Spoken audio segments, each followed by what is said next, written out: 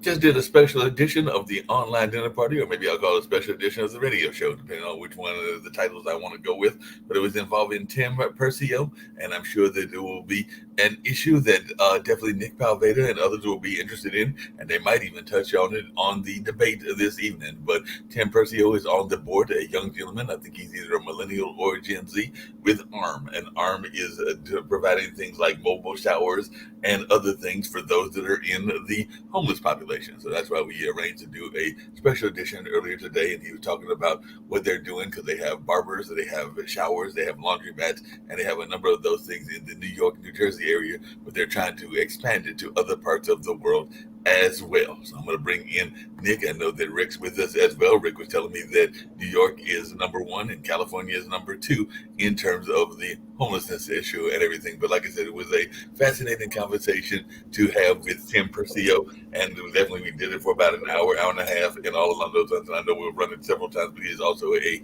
leadership coach, and he is a young gentleman, and all along those lines. So it was quite fascinating to have that conversation with him and to see what he had to say about that very important issue. And I'm sure that the homeless, just like the immigration, will come up on the debate. But yeah, he definitely had some interesting conversations, and I was glad to have that chance to talk to him.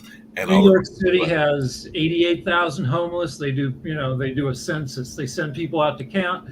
LA is number two with 73,000, which, it's only about 1% of the population in each case. I mean, that's a ton, but it's not an insurmountable problem.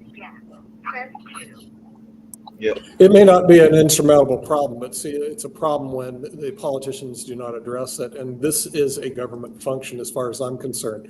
I totally disagree with Biden-Harris administration when they believe Internet for All is a government function. It is not a government function. You are not entitled to Internet for All. I'm sorry. I don't care what the liberal think about that. You're also not entitled to charging stations throughout the United States. That is not a government function. You are not entitled to. But Nick, are you entitled to a? Hold on a second. But Nick, are you entitled to a bathroom? And are you entitled to a shower? And are you entitled to a haircut? Because that's apparently what ARM provides. I'm attacking Biden-Harris for spending money, which they shouldn't, creating more debt for Americans, which they shouldn't, and they should be ashamed of themselves. Okay, but those are not government functions. Here is a government function. Homeless people.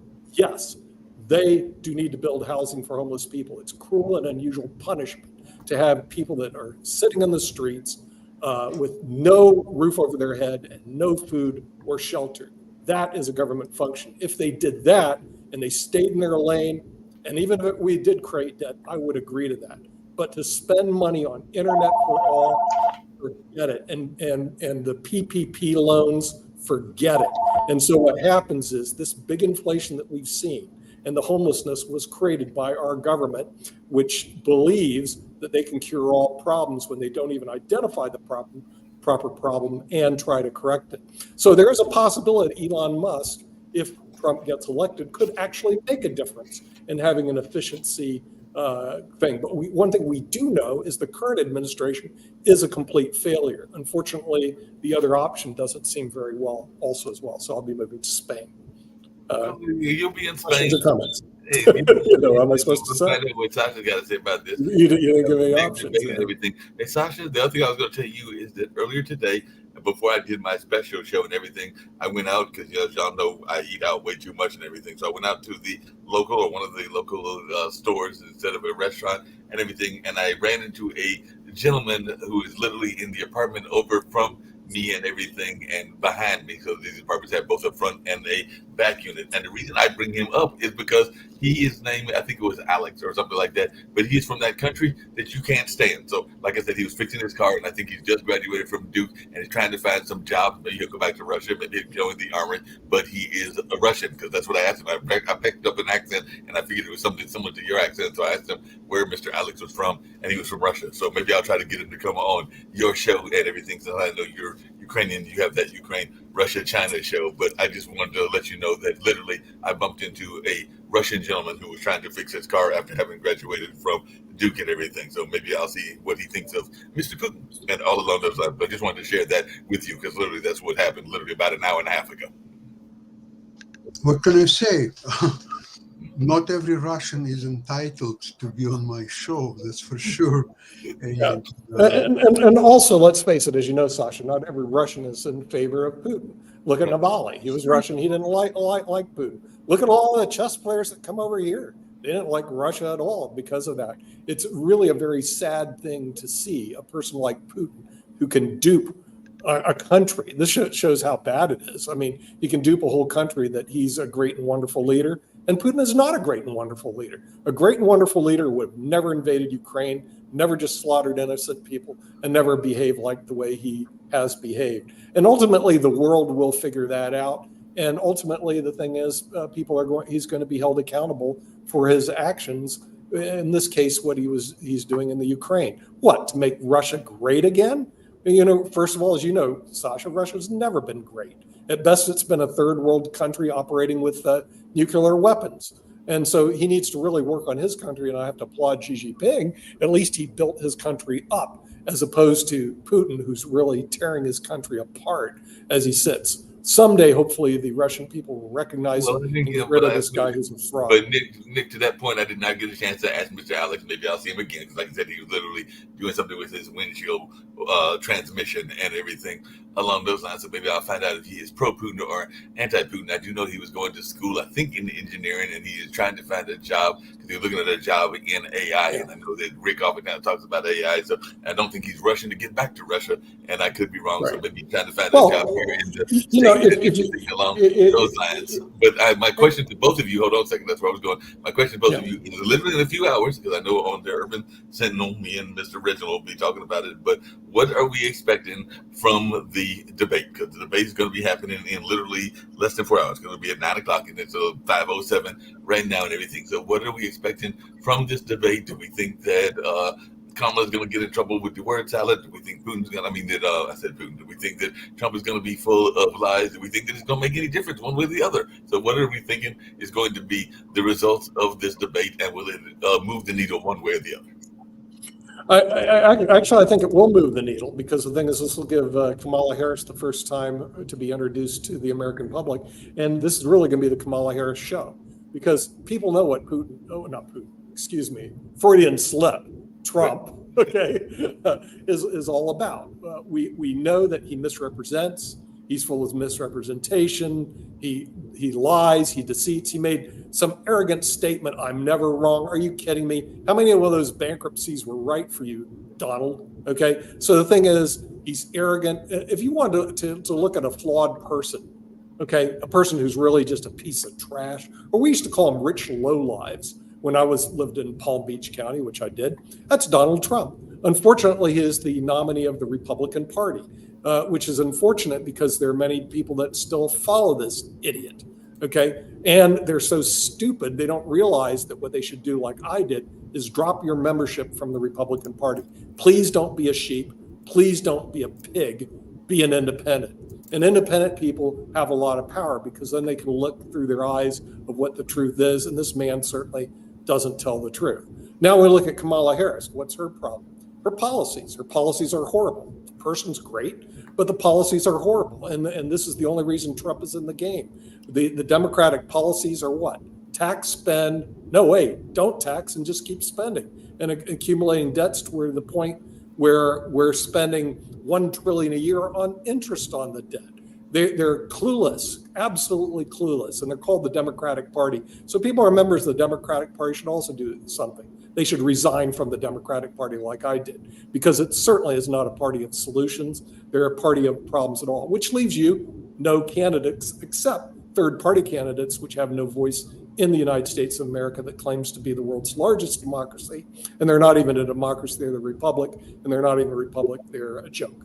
So hence, I will be in Spain starting next week. So you're going to move to Spain, literally a week from today. Yeah, because what am I going to do? Stay here and hang out with a bunch of idiots? No, I'm not going to do that.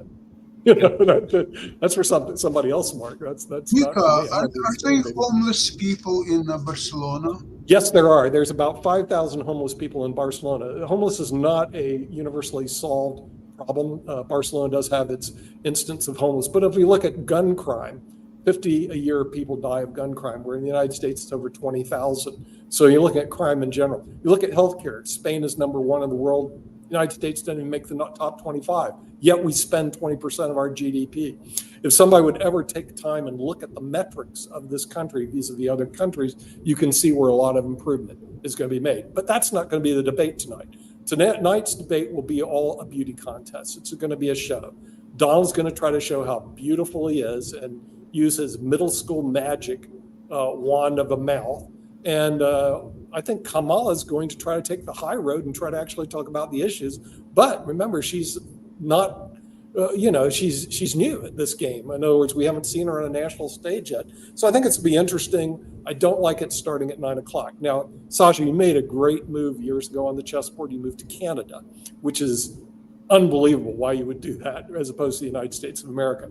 But if you looked at it and all the metrics of Canada versus the United States, universal health care, you look at the crime rate being very low, violent crime rate being very low, an economy that's booming, we're doing very well all the time. It's great relative to the United States of America. The US really needs to get its act together. And with that, we need better leaders, and we're not getting them. We're getting worse leaders, and it doesn't seem to be changing over here. So I'll be trolling around in Europe.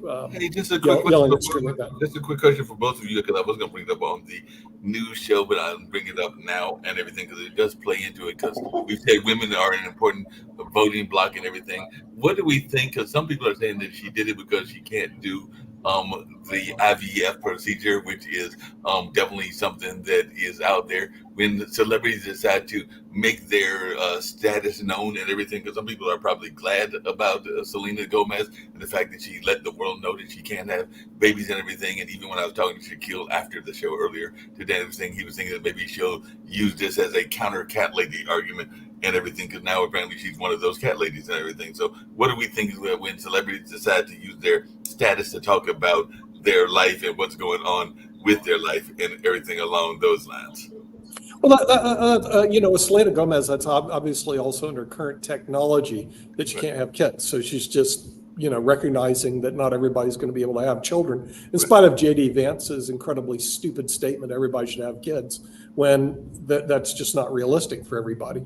Now, with Selena Gomez, remember current technology. As technology changes and DNA changes, Mark, they're being able to develop kids using stem cells, which means they don't need the traditional procedures on a going forward basis. So the jury's still out and the determination's still yet to be made. She's a young lady, just have to wait and see. But is that a issue of international importance or the debate tonight? No. What's important about the debate tonight are issues that they will not describe, which we know and we've described on our network. Medicare and Social Security going broke next decade. That's important. But what's debate about? How you debate that in your right mind, this national U.S. problem? What okay, well, the thing is, differently from because these problems are solvable problems. So if we take a look at the economy and the national debt, the problem is solvable. And I already ran numbers on solving even something so basic as the deficit, which is your annual loss of revenue. Okay, now it's hard to tell people this, but you have to be honest. You have to increase your tax revenue, not the rates, but the revenue. And you have to decrease your expenses, or preferably both. Now notice this doesn't appeal to either party. Increase tax revenue. The Republicans will just, we can't do that. We're taxing up. Shut up. Just pay the tax. And yes, you have the money. and decrease government spending. Oh, Democrats, we can't do that. Yes, you can. You overspend in so many different areas. Do you know the FDA has 3 million square foot office? Are you bloody kidding me? And you have to be here to see the micromanagement that the liberals install on everybody in this country. Here's how you would reduce it. Actually balance the budget. It doesn't have to be something big. You reduce the administrative agencies about 9 to 10% every year for 5 years. And you'll actually have a balanced budget within the next administration. Now let's take a look at Social Security. It's a solvable problem as we sit today. Any good actuary can tell you that because you have a lot of time to solve the problem. Every year that goes by, you have less time to solve it, which means by 2035, everybody listening to this who is on Social Security is going to take about a 25% hit on their Social Security. They're not going to get paid anymore. Okay, how do you solve it? Lift the cap. Most people don't even know what lift the cap is. Higher income taxpayers like myself, we don't pay on Social Security when you hit a certain level of income. It goes off, seriously. So people like Elon Musk aren't paying as much as you think they're paying. And same with all the billionaires and millionaires, et cetera. Lifting the cap could help reduce the Social Security problem. Increase the age. Well, we don't want to do that. Wait, people are living longer. Normal retirement age was 65, now it's 67. They can keep increasing it as time goes by. Using a combination of factors like that, Sasha, you can actually solve Social Security. Medicare is a bigger problem. Medicare is only 2.9%, and they actually did lift the cap on Medicare. Notice none of the politicians are going to tell you the truth. So all you're going to listen tonight is a bag of lies and a bag of wind. Okay, but Medicare is 2.9% for everyone earned income. But what about unearned income, such as interest and dividends, the things that you do, Sasha? You don't pay the tax. So you skate on Medicare. Well, you're in Canada, so it doesn't matter anyway. But in the United States, all the people that make their money on interest and dividends skate on Medicare. You can include that income in and make them pay the tax on Medicare. The other thing we need to do is get our cost under control. 20% of our GDP is spent on medical here in the United States. Canada, you guys aren't even close. You're less than half that. And so we have to have cost containment. You will not hear any of those politicians discuss the truth and the solutions. I have to give David Walker a lot of credit because he actually brings us, of course, he's not running for office. He gives a lot of the truth that comes out in this, but I can give you our national media a rank of a D, maybe, and the politicians a rank of an F in terms of honesty with the American public on our economic scene. So what's going to happen in the U.S.? It's going to get worse every year. Every year, it's going to be a slow decline. It's like watching the Roman Empire fall into a basin. I think David Walker wrote a book, America 2040 Still a Superpower. It'll be American 2040. Is it a stupid power? Because this is just pure stupidity, Sasha. And so you're in a great space. You're in Canada. I hope that I'll have a good space in Spain or in Europe, where I'm at. And I'll watch from afar the United States just entering this slow decline. Although Elon Musk said today, it could be faster than you think. And unfortunately, I agree with him. In other words, theoretically, it should be a slow decline. But in reality, all you need is one tick, and this could be a very fast decline of the American empire. And so all this stuff that you're thinking about, the internet for all, you'll be lucky to have food for anybody. I mean, you know, this could be, you could be running in some real tough times because of your spending habits, your lack of fiscal responsibility, and your continuation of the same. You know, it's not going to last forever. So I do see this to be, there could be some really rough times running in front of the American economy. Don't worry about your major corporations because they're all global anyway, Sasha. Where I'm moving to, Spotify has a big office. I was going. Hey, just really quickly, this is for both you and Sasha.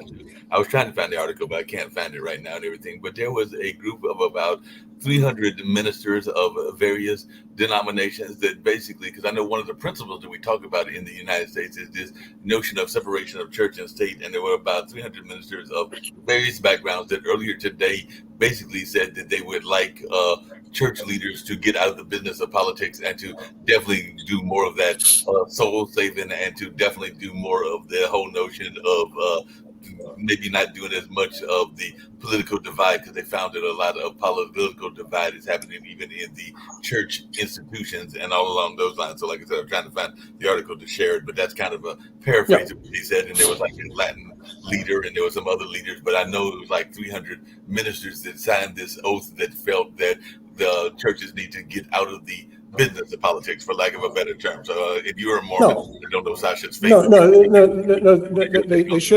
They should be in the business of politics and common ground, Mark. There's a lot of common ground. Who creates the divisiveness in the United States? The fault is on two groups. The worst two groups in America. It's called the Democratic and Republican Party. They thrive on divisiveness. They collect revenue based on divisiveness. They sell fear. They sell avarice. So if you want to look at where the problems lie in the United States of America, it's on these two parties' shoulders. It's called the Democratic Party. They're evil. And the Republican Party. They're also evil.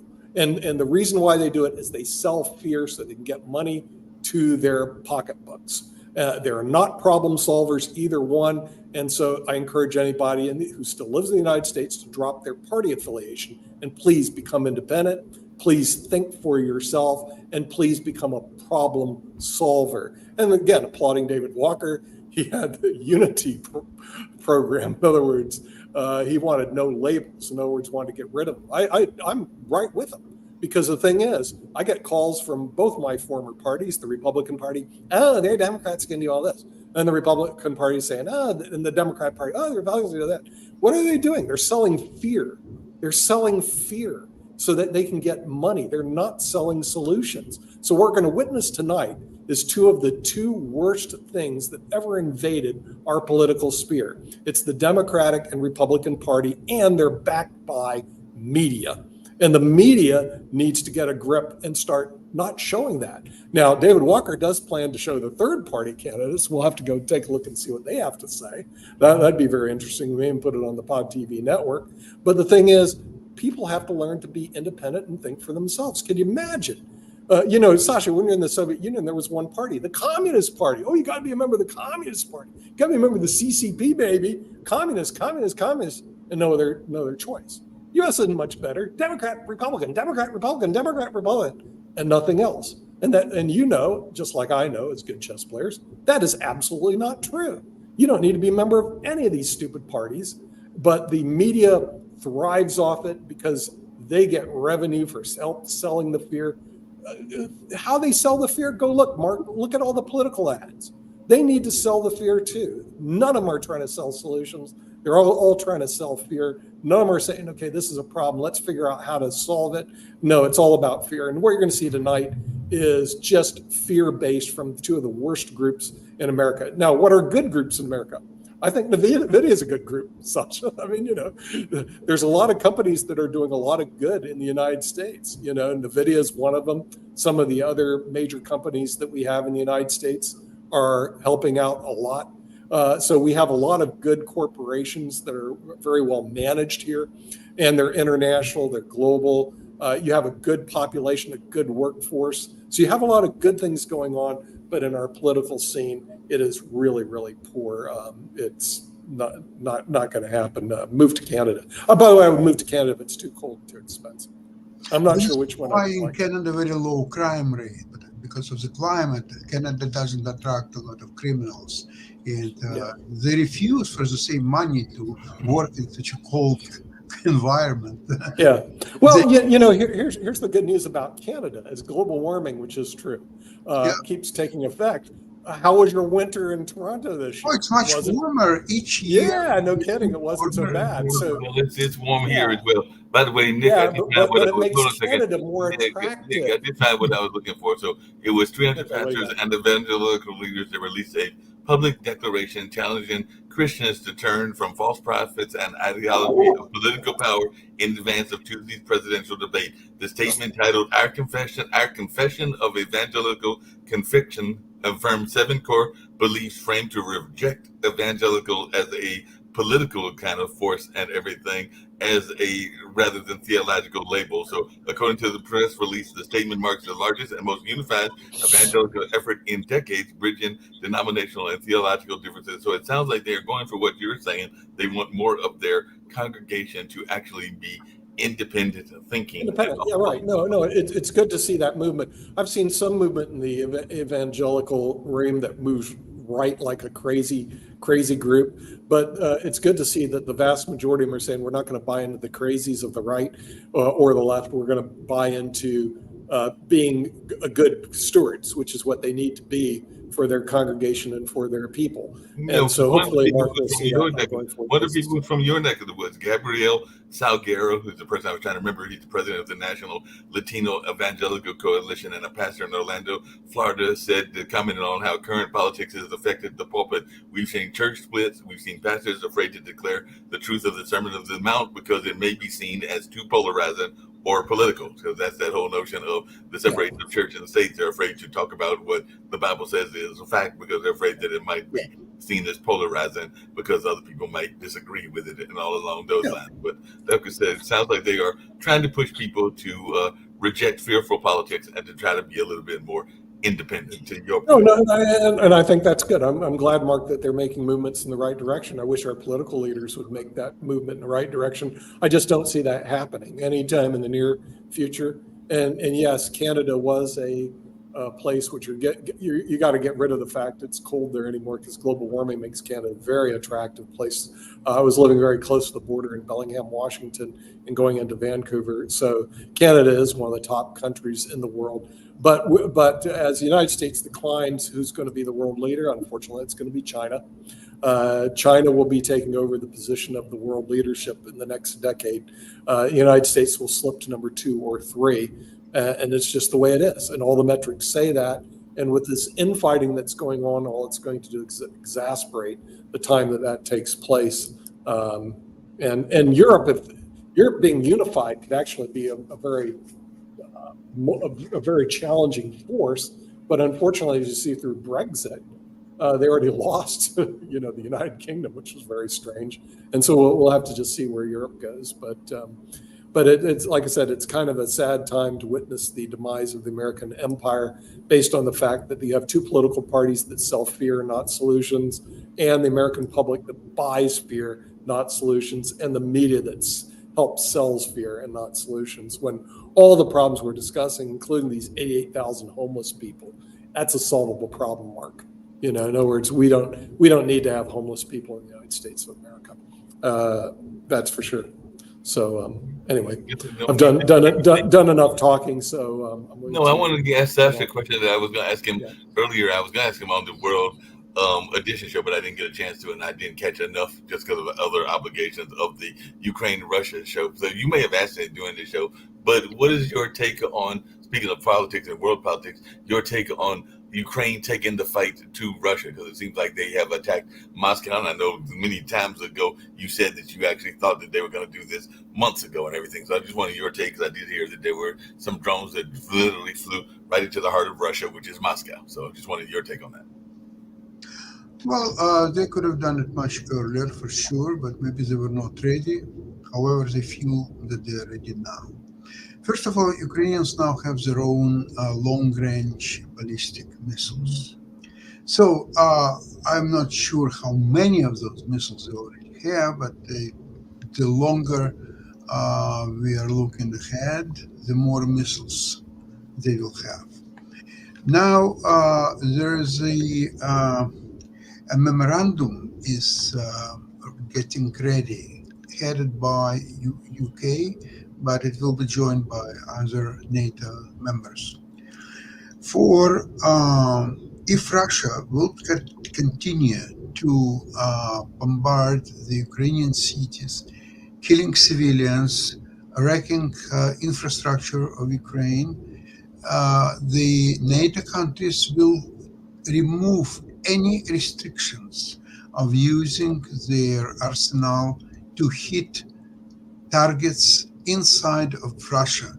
And I'm talking about now hundreds of kilometers deep inside Russia.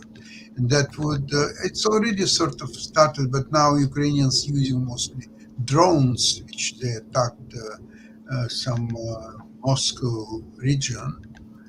Not too far from Moscow at all, I'd say 50 kilometers from city center approximately. I think one woman was killed in that raid. Yes. So Ukraine has no choice, has to take the war to Russians and inflict as much damage as possible to Russian infrastructure, to Russian depositories of ammunition and weapons, their airfields, and so on and on. So that's what Ukrainians have to do. They have to stop crying that Russia is killing us or so on. It's been there now for 2.5, very soon 3 years. There is nothing new about it. So there's two ways of dealing with that: lie down, unconditionally surrender to Russians, kiss their boots, or have fight taking right to Russians. Take it to their territory. This is a war that more and more reminds the Second World War, when Germans, especially the Germans, attacked Russia. So at some point, Russians knew that either they will be all killed, taken to Germany as slaves, or they will have to fight and somehow win. Ukraine now in the same situation where the Soviet Union was in 1941. There is no difference. So I'm surprised that there is so much hesitation and so much talks about it, and whether they were right to go into Kursk region, or maybe they should have done something different, or maybe they shouldn't have done it at all. I'm really surprised. Speaking of being surprised and everything, I want to come back to the American politics for a minute and everything. And one of the things I hear from my Republican friends and some of my Republican associates and everything is this notion, and I'd love to hear your thoughts about it, that the media, whoever the media is, because that is it's really a conglomerate of many different types of media. There's liberal and conservative and different types of media, but they try to paint it as if it's one broad brush, and they will say that the media is being more fair to Kamala Harris than they are to Donald Trump, and they'll say that they are not getting the same kind of coverage. So what is your answer to those people that have that theory? I got my answer, but I want to hear your answer as to what you say to those people that say, particularly among the MAGA and the Republicans, that they're being nice to Kamala and not nice to Trump. Well, you have to look at all or most of this television channels, and you have to understand what one channel is trying to say and another one, and so on. Frankly, I don't have time to pursue it, and I think that at 9 o'clock tonight you will find all your answers. Who is the candidate which is more satisfying than the other one? I don't think that for all questions there is one solution, and one candidate will have all the right answer, and the other one will have all the wrong answers. I don't think that's going to happen. But I think you will see the big difference because of, speaking of your past record and being professional, highly regarded prosecutor, senator, vice president record, and Trump's record of lying on his way through the life, bankruptcies, and unscrupulous behavior. I don't want to go into it. I think people know probably just as well as I do. But anyway, maybe when I heard a lot that, Trump is horrible human beings, but Republicans have much better policies than Democrats, and therefore it's better to vote for Republicans. My answer is to that: if they have such brilliant policies, why would they need a convicted con man, a fraud, to implement these policies? Why they wouldn't get a normal person to implement all these wonderful policies? Why do they need a convicted felon to do all that? And there is no answer so far I've heard satisfactory to that. There's no answer, and they don't seem to have an answer and everything. I know that I wish Nick was here, but a couple of times he's brought up this notion of EVs not being needed and everything. And when I read, because I do try to read different viewpoints from different sorts of politics, both liberal and right wing politics, or left and right, or whatever you want to call it, and everything. And I did see that one of the ones that is more conservative talks about this notion of the automobile industry being in the trouble, and that EVs could be part of that. And apparently, because I know you're in that stock space, that the Chrysler Hare is trying to buy back some stock from Stellantis, which I think is a European-based company and everything. So I just wanted your take on the importance of EVs and whether this is something that is going to play a role in the improvement of the economy, or is it like Nick said, that we don't need EV stations and EVs are not important and everything along those lines? But I just wanted your take on this notions of EVs and whether it's something that we need and should be an issue to be talked about. Auto industry is overall very healthy business. There is a certain competition, which is great because you can buy almost any car made in the world, perhaps with exception of Chinese cars. And when I asked a day or two ago if anybody would be interested to have access to really well-made car, say EV, for cost of $12,000. Well, Shaquille at the time said absolutely nobody would be interested because most people want to buy Bentley or at least Mercedes or something like this, and nobody would touch brand new car at $12,000.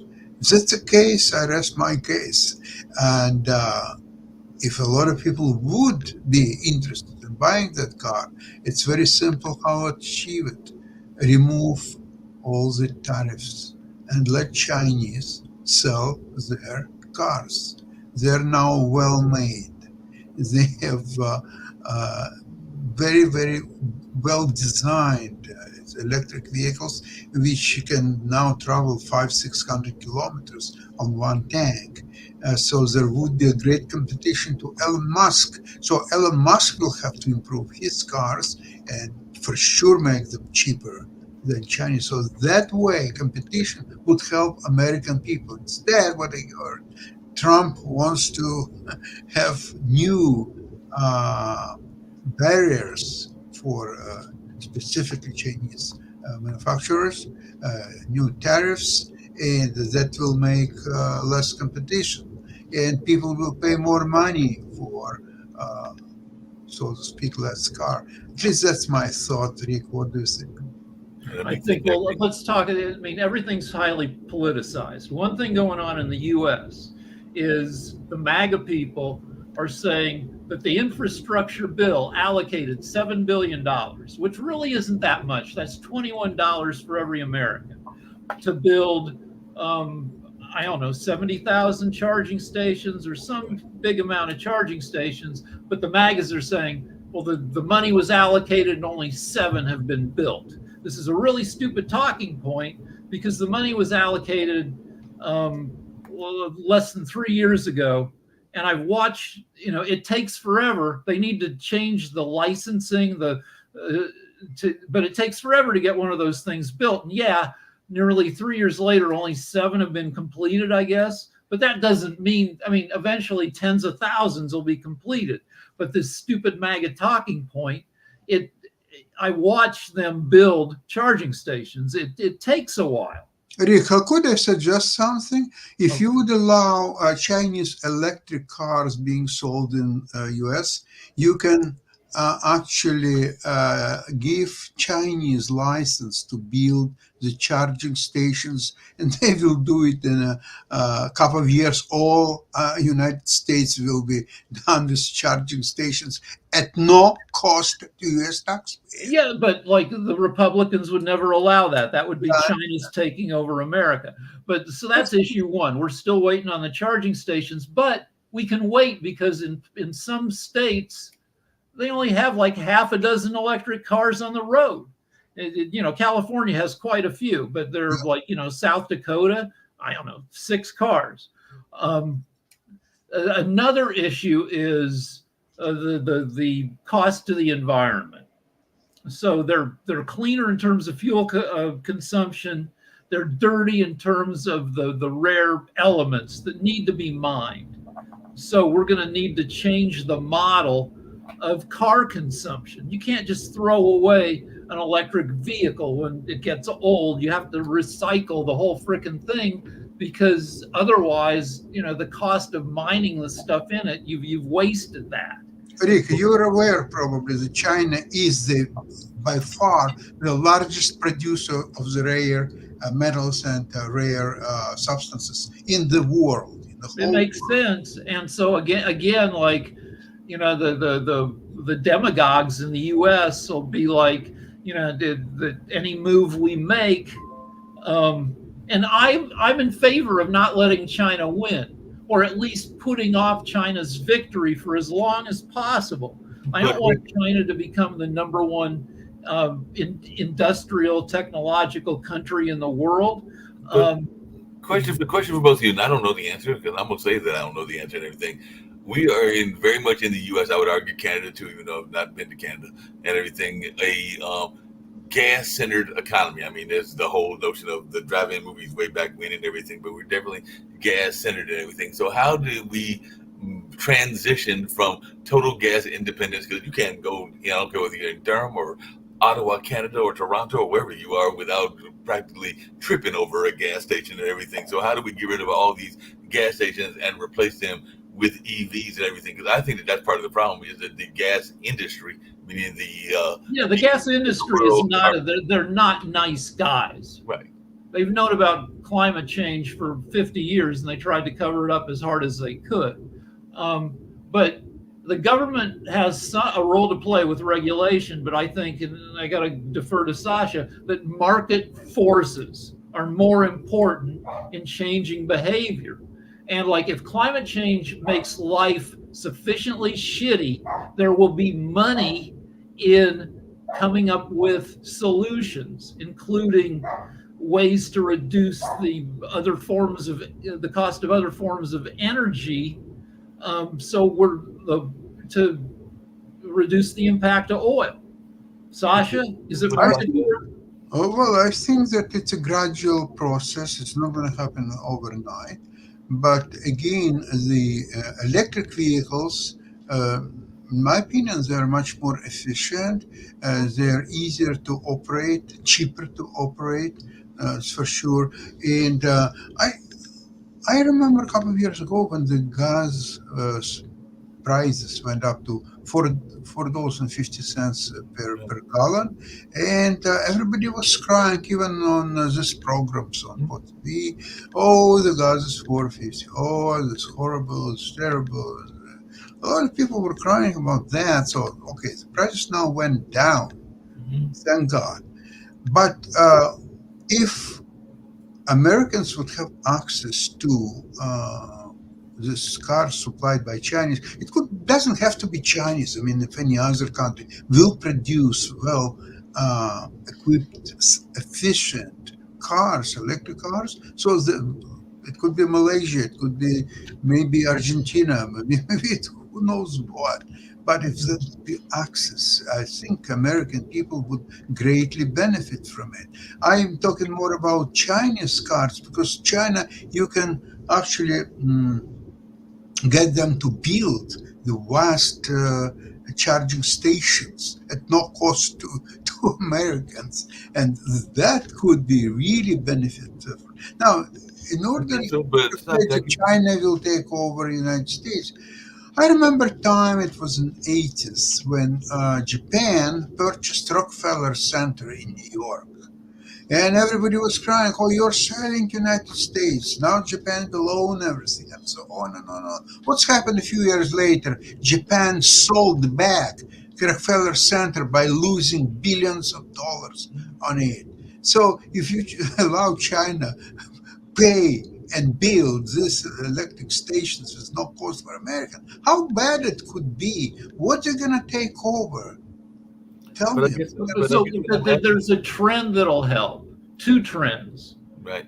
Because we're on social media, we're watching entertainment all the time, we're socially isolated, people are making fewer babies, and eventually the population will decline. The fewer people polluting. Another thing is, as people stay home watching virtual stuff or telecommute, there's the travel has been leveling off and slightly declining. That trend will continue.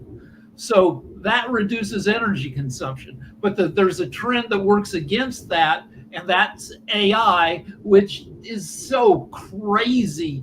Like it chomps up so much energy. But I believe that the energy used by AI, it's probably Rick, there are probably ways to make that more efficient than like cars. Yeah, but you're raising two good questions. I don't know the answers. One of them, you're going to love me asking this question because it kind of plays into your conversation points and everything along those lines. But one, I don't understand because I'm not in that business and everything, how you can transition. Because like I said, I know that just from my house, I can probably walk within a 2.5, 3 mile radius to about 4 or 5 gas stations. And I'm not sure how that transition would take place, because I imagine that if you're going to convert them to electric stations, that there's got to be a way to make the conversion. And the other question I was going to tease you about is, I'm not sure, because there was a time that certain cars were seen as baby making kind of vehicles. People liked them because they were they kind of contorted to the body and everything. And I'm not sure if EVs are more aerodynamically designed in terms of making babies, or less ergonomically designed and everything, because that could be a question that we have to ask folks, because certain cars were more comfortable to make love in. So I mean, one trend that may happen is, when you buy a car, that car sits unused for 22 hours a day. Right. So if people of the future, which will probably do more vehicle sharing or vehicle rental on demand, a self-driving vehicle, you got to take a trip, it drives to your house, it picks you up, you either drive it or it drives you, or like people will, we live in the golden age of going places, and every adult American or Canadian having their own vehicle. I think that will change. I would disagree with that, because to own vehicle, it's not just you can drive anytime during the night or during the day to any place wherever you want to drive. It's not just that. It's also that you have your own ecosphere, your own environment. You can listen to your own music. You can listen to anything what you want, drive with friends or with your family members or so on. This is unique for the United States, but also in Europe. A lot of people in Europe, they have cars, maybe not as big as American, although Americans now gravitate to smaller cars and Europeans are a little bit bigger cars. So it's about now a level playing field. But still, that experience is, in my opinion, make it car ownership unique. And I don't. There may be other models, like maybe everybody owns a pod, which is like it's little your ecosystem, and you want to go someplace and you order a chassis with wheels, and it shows up and your pod gets loaded on, and you're still in your own space, but it didn't have to transport your pod until you were in it. Then maybe you get to a mass transit station, they load on a bunch of pods to a train. I don't know. I think that there might be it's 200 years away from where we are. Yeah, but well, in 200 years, we'll spend half our time in the metaverse, and we won't be going places. Also, in 200 years, like, we haven't talked about nuclear energy, which is one of the most sensible forms of energy. Agreed. Which has been made scary because sometimes when idiots are in charge of a reactor, they will do crazy crap and make the reactor melt down. That's what happened at Chernobyl. They were running a safety test. They ran it very incompetently, and the reactor was fine, except they broke a ton of rules and wrecked the reactor. It wasn't just Russia. Is that what we did at 3 Mile Island? I think 3 Mile Island, I think, was a screw up. Fukushima was a tsunami, so that was different. Right.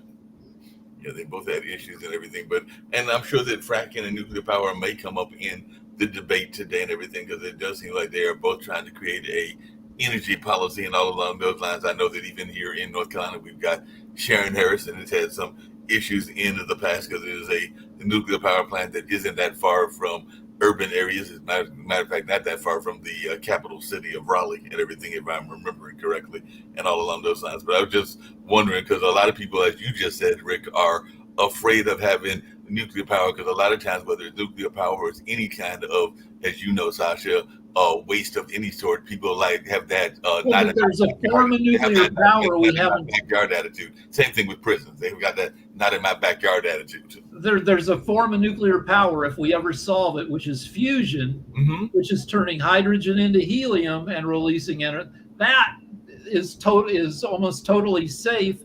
It's just mathematically tough to create the conditions where it works, because you're trying to duplicate the conditions at the center of the sun, and that's a tough thing to do.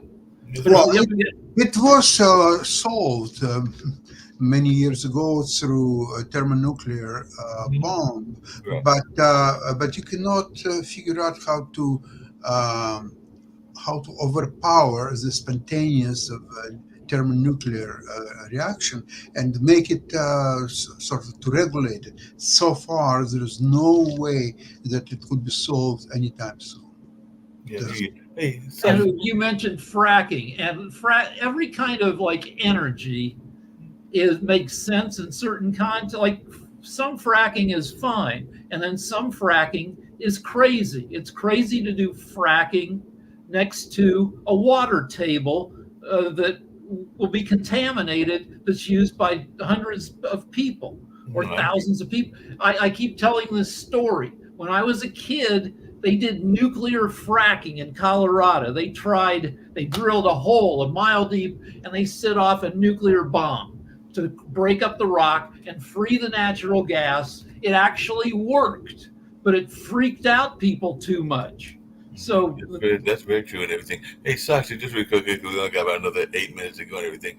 I know that it used to exist, and it might have been when you were in Russia in the military, but that, because it kind of existed now because there's so much destruction in Ukraine and Russia, but that bomb, and I can't think of the name of it, that they claimed that existed, that could kill lives, but keep the buildings intact and everything. Neutron bomb. Did that ever actually take place, and does it actually exist? And Yeah. everything? Yes. I'm not sure if it exists, but it is very possible and actually very easy to create one. If let's see, if Russia doesn't have one, it can create one in no time. Same as with United States. It's just it's been figured out that it doesn't accomplish really much. So, okay, so it will kill a bunch of people. The buildings will survive, and then what you got at the end of the day? You got an empty city with buildings, no people, and what's the use of it? You might as well destroy everything. I just looked it up, and this article from Wikipedia says that Russia may still have some neutron weapons.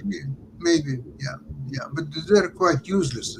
Even tactical nuclear weapon is a much more potent weapon, because you can use it on the battlefield actually against the enemy. But this neutron bomb, I'd argue that there's no such thing as a tactical nuke, because even the smallest critical mass makes a 5 kiloton, even a 1 kiloton bomb will take out like a square kilometer. It's not like you can drop it on, and destroy like a football field size area. It's going to be a lot bigger. Yeah, that makes sense and everything. Like I said, I just wanted one question for you, Sasha, along those same lines, because we kind of alluded to it with the whole conversation around energy and everything. Do you think, and Rick, if you want to jump in as well, we're doing enough to address the use of wind and water? Because I know that those are two things that are very prominent in our society, whether it's the United States or Canadian society or the world society, but I don't know that we're doing enough research to develop power using those two very prominent sources of energy and everything. But I just wanted your take. Do you think we're doing enough wind and water? I don't know about water, because the way to use water is to set up these bobbing things that when the waves come in, or they use it to move pistons and stuff. And I don't know if that's cost efficient and where you're going to do it.